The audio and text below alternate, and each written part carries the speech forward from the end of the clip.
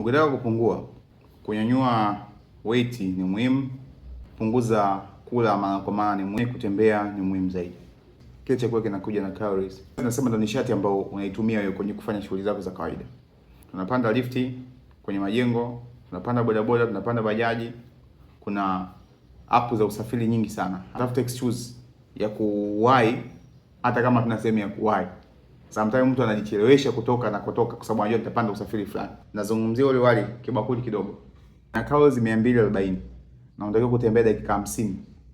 Kila chapati tatu ni sawa umekula calories 360 na unatakiwa kutembea dakika 70 bila kusimama. Na yale machapati makubwa ya jelo yale, kila mawili ni sawa na calories 380 na unatakiwa kutembea dakika 70. Sahani moja ya biriani ya kuku. Unakula calories 400 na unatakiwa kutembea dakika 80. Ukila sambusa mbili calories 520. Kutembea dakika 130 hivi. Sandwich moja ni sawa umekula calories 240, unatakiwa kutembea dakika 50. Na baga moja ni sawa na calories 360, unatakiwa kutembea dakika zisizopungua 70.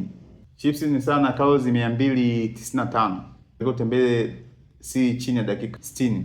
Noodles ni sawa na calories 400 na unatakiwa kutembea dakika 80. Speed, nasema mtu anapotembea brisk walking. Kuna watu wanasema mimi nimetembea masaa mawili lakini speed yake ni jongo. Kwa dakika moja uweze kubali hata calories 5 mpaka 7. That's brisk walking. Kwa sekunde moja tembea hatua moja au sekunde moja tembea hatua mbili.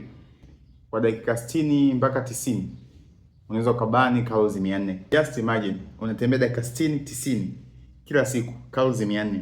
Alafu unaingia gym, una lift weight, una improve metabolism, unaongeza glucose sink, una support your joints, una reverse conditions zako kwa sababu magonjwa, inflammation, virusi, bakteria, seli mbovu hazipendi misuli. Lakini nimezungumzia vyakula kama chapati, sambusa, lakini tumekiacha nyuma hizi calories. Ndio kitu ambacho tunapenda sana tudili nacho ni magonjwa. Kuna gluten mule inaisha pathogens tumboni hapa, wadudu wabaya tumboni. So kama unakula ngano sahau kuhusu kupungua. Tumbo lako litakuwa kuvimba na utapata matatizo mengi ya tumbo. Kuna sukari, hiyo ni pressure, ni stroke, ni figo kufeli, ni moyo kufeli. Alafu kuna seed oils. Seed oils ni chanzo cha inflammation.